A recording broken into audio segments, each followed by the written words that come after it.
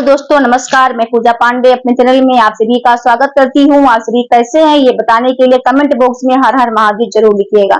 Friends, आज की video में यहाँ पे जानेंगे हड़ताल का तीज व्रत कथा, जो कि हम जिस दिन पूजन करते हैं, हम व्रत रखते हैं। पूजन करने के बाद में शाम के समय जब पूजन कर लेते हैं प्रदोष काल में, तब भी हम हड़ताल का तीज की व्रत कथा को पढ़ते हैं। हड़ताल का तीज व्रत कथा का पढ़ना या सुनना विशेष महत्व है।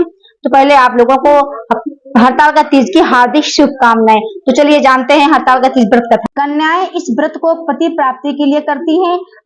महिलाएं इस व्रत को अखंड सुहाग के लिए करती हैं। तो यह व्रत भादो मास में शुक्ल पक्ष की तृतीय तिथि को मनाया जाता है।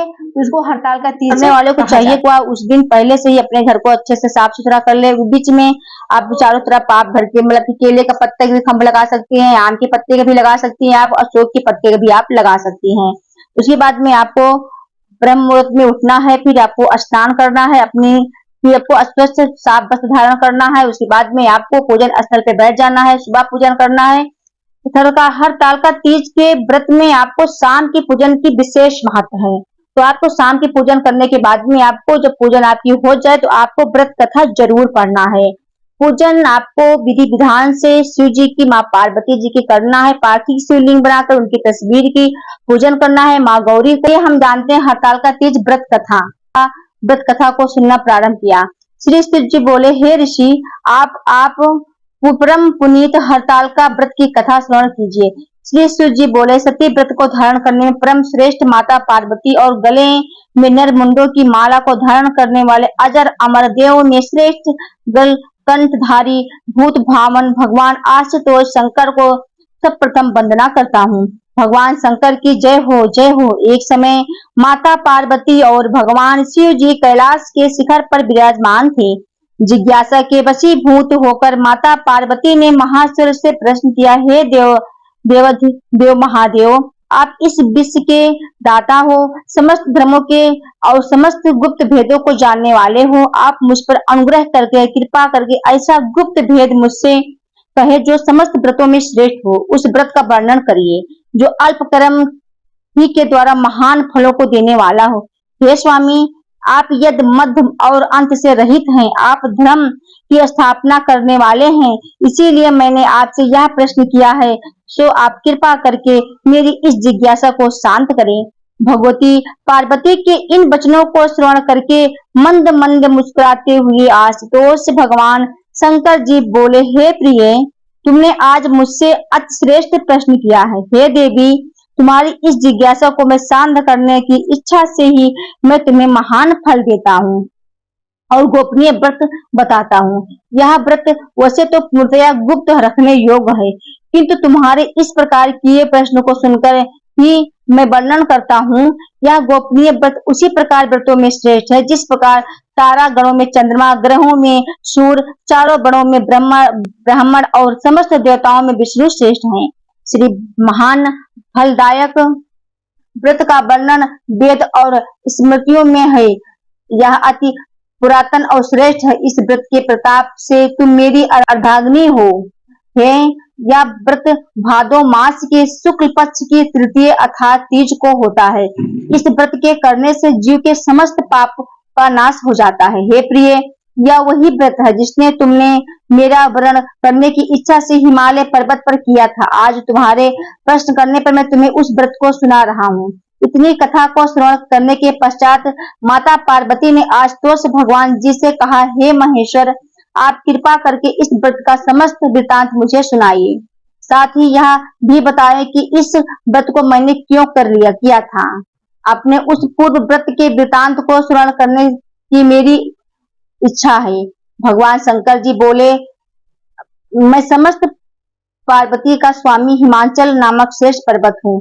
उस पर्वत की शोभा अवर्णनीय है। उसके चारों और अनेक प्रकार की भूमि है तथा वहाँ नाना प्रकार के वृक्ष सुशोभित हैं।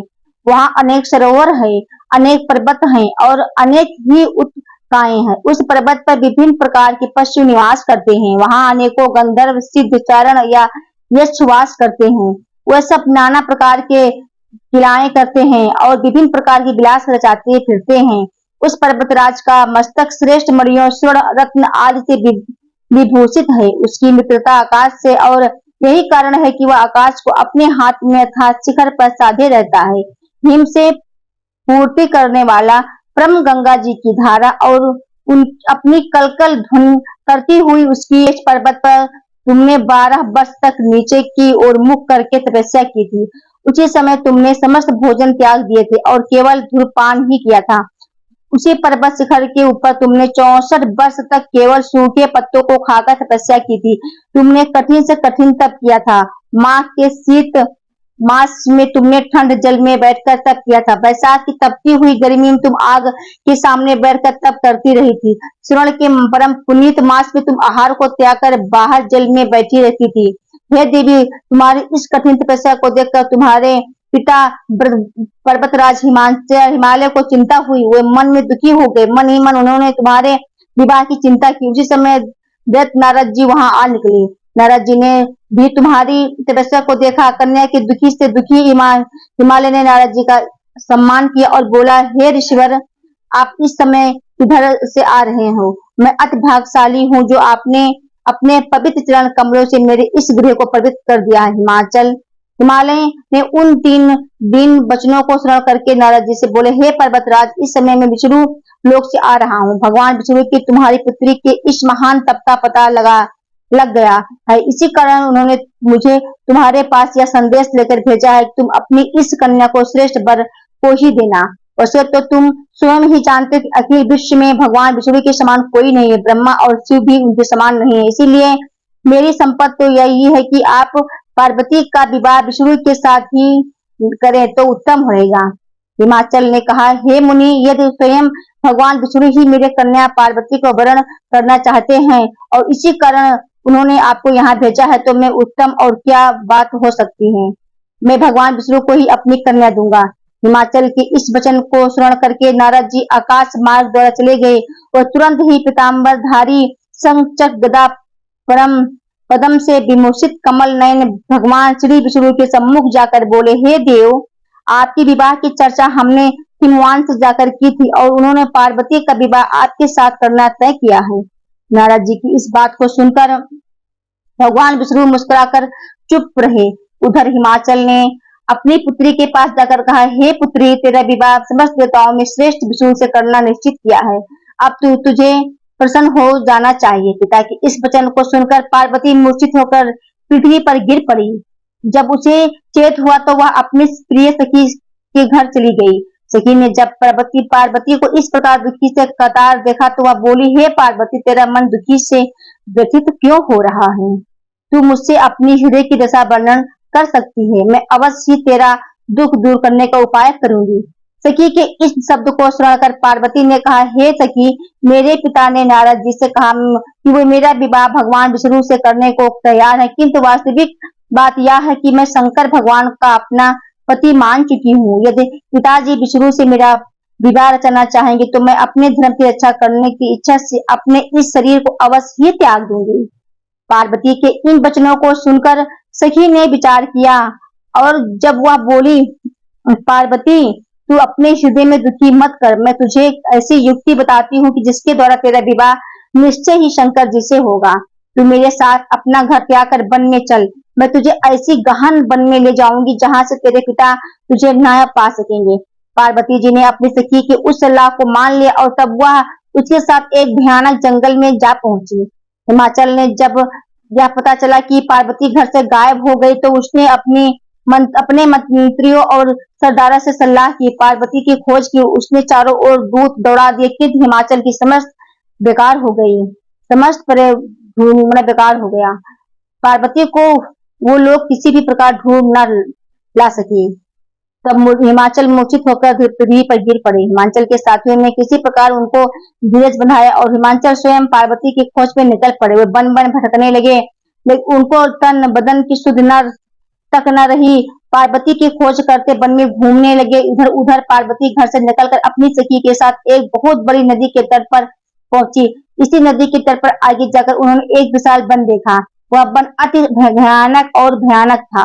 नाना प्रकार के हिंसक पशु उस वन में वास करते थे। इसी वन में एक गुफा थी। पार्वती ने अपनी सखी के साथ उस गुफा में रहना प्रारंभ किया। पार्वती ने अन्न को त्याग दिया वहाँ उन्होंने भगवान शंकर की एक रेत की प्रतिमा बनाई और उस प्रतिमा को आराधना करने लगी। उसी समय भादो मास की हस्त नक्षत्र युक्त तिथि आ गई। पार्वती ने उस दिन भी शंकर जी का विधिवत पूजन किया, रात भर जागरण किया और शिव लीलाओं का वर्णन किया। पार्वती के उस महान तप को देखकर भगवान शंकर का सिंहासन हिल गया और उसी क्षण वह पार्वती के सम्मुख जाकर उपस्थित हो गए और बोले, हे वानर, मैं तुझसे अति प्रसन्न हूँ, वर मांग। भगवान सदाशिव को अपने सम्मुख उपस्थित देखकर पार्वती का हृदय कमल खिल गया और मन चाहा वर मांगने की बात सुनकर पार्वती ने कहा, हे महेश्वर, यदि आप मुझ पर प्रसन्न हो और वर देना चाहते हैं तो कृपा करके मुझे अपनी पत्नी के रूप में स्वीकार कीजिए। मन चाहे वर को देकर शंकर जी अपने निवास स्थान को लौट गए। उसके बाद हिमालय पार्वती को ढूंढते हुए उसी वन में जा पहुंचे जहां पार्वती अपनी सखी के साथ रह रही थी। उन्होंने दूर से दो कन्या देखी। पास आने पर उन्होंने अपनी प्रिय पुत्री पार्वती को पहचान लिया। पार्वती को देखकर उसके पास पहुंचे और उसे हृदय से लगाकर विलाप करने लगे। उन्होंने कहा, हे पुत्री, तुम इस भयानक वन में इन हिंसक पशुओं के मध्य क्यों निवास कर रही हो? चलो अब चलो घर। पिता की वचन सुनकर पार्वती ने कहा, हे पिता, आज जब आप मुझसे घर से चले आने का कारण ही पूछा है तो मैं आपको स्पष्ट बता देती हूँ कि मैंने तन मन से भगवान शंकर को अपना पति मान रखा है, किंतु जब आप मेरा विवाह विष्णु से करना तय कर लिया तो मैं अपने धर्म की रक्षा को इस वन में चली आई थी। पार्वती की बात सुनकर हिमाचल बोले, हे पुत्री, यदि तुमने भगवान सदाशिव को अपना पति स्वीकार कर लिया है तो मैं तुझे तनिक भी आपत्ति नहीं है। तुम लौट कर घर चलो, मैं तुम्हारी इच्छा के विरुद्ध कोई भी काम नहीं करूंगा। पार्वती पिता के साथ घर लौट आई और तब हिमवान ने पार्वती का विवाह शिव जी के साथ कर दिया। शिव जी बोले, ऋषिवर, इतनी कथा सुनने के बाद भगवान सदाशिव ने माता पार्वती से कहा, उस व्रत की प्रताप से ही तुमने मुझे प्राप्त किया था। उस समय से अब तक मुझे किसी के आगे इस व्रत का प्रताप वर्णन करने का अवसर नहीं मिला था। आज वह गुप्त भेद से मैंने तुम्हें उसे वर्णन किया है। पार्वती ने प्रश्न किया, हे भगवान, आप कृपा करके मुझे यह बताने का कष्ट करें कि इस व्रत का नाम हरतालिका व्रत किस प्रकार हुआ है। शिव जी बोले, क्योंकि तुमको तुम्हारी सखी हरण करके ले गई थी, इसी कारण हरत तालिका मिलाकर इस व्रत का नाम हरतालिका पड़ गया। पार्वती जी के प्रश्न किया, हे परमेश्वर, अब आप कृपा करके इस व्रत को करने की विधि बताइए। यह भी बताए कि महान व्रत करने से किस प्रकार के फलों की प्राप्ति होती है। शिव जी बोले, यह व्रत कन्याओं के लिए श्रेष्ठ है। जो कन्याएं उत्तम वर की प्राप्ति चाहती हो इसको अवश्य करें। जो स्त्रियां अचल सुहाग चाहती हो वो इस व्रत को विधि पूर्वक करें। उनकी मनोइच्छा की पूर्ति करने वाला इससे उत्तम और कोई व्रत नहीं है। केले के खंभों का मंडप बनाएं, उस मंडप में शिव और पार्वती की प्रतिमा को स्थापना करें। धूप, दीप, चंदन आदि से उस स्थान को युक्त करें। प्रतिमाओं को स्नान कराएं, वस्त्र धारण करवाएं, चंदन लगवाएं, फूल माला और रात में जागरण करें। ब्रह्मचर्य व्रत धारण करें। व्रत के दिन शिव लीला को पढ़ें और श्रवण करें। मन में ओम नमः शिवाय, ओम नमः शिवाय इस श्रेष्ठ मंत्र का जाप करें और एकाग्रचित होकर प्रार्थना करें। ब्राह्मणों को गौ वस्त्र दक्षिणा देकर प्रसन्न करें। भोर होते ही पूजा की सामग्री को एकत्रित नदी में विसर्जन करें। जो इस प्रकार व्रत को करते हैं वो श्रेष्ठ फल पाते हैं। कन्या को मनचाहा पति मिलता है और स्त्री को अचल सुहाग प्राप्त होता है। यह व्रत समस्त पापों को नष्ट करता है, इसमें संशय नहीं है। ये व्रत करने वाले की सदैव घर में सुख शांति बनी रहती है। तो यहाँ पे हरतालिका तीज व्रत कथा का समाप्त हुआ है। तो फ्रेंड्स, ये हो गई हरतालिका तीज की व्रत कथा। तो आप लोग हरतालिका तीज व्रत का विशेष महत्व तो आप लोग जरूर पढ़िएगा या सुनिएगा। फ्रेंड्स, वीडियो कैसा लगा है आप लोग जरूर बताइएगा। वीडियो अच्छा लगा हो तो लाइक कमेंट शेयर कर दीजिएगा। चैनल पे नए आए हैं तो चैनल को सब्सक्राइब कर लीजिएगा। जरूर वीडियो को शेयर करिएगा। फ्रेंड्स, हर हर महादेव। हरतालिका तीज की हार्दिक शुभकामनाएं।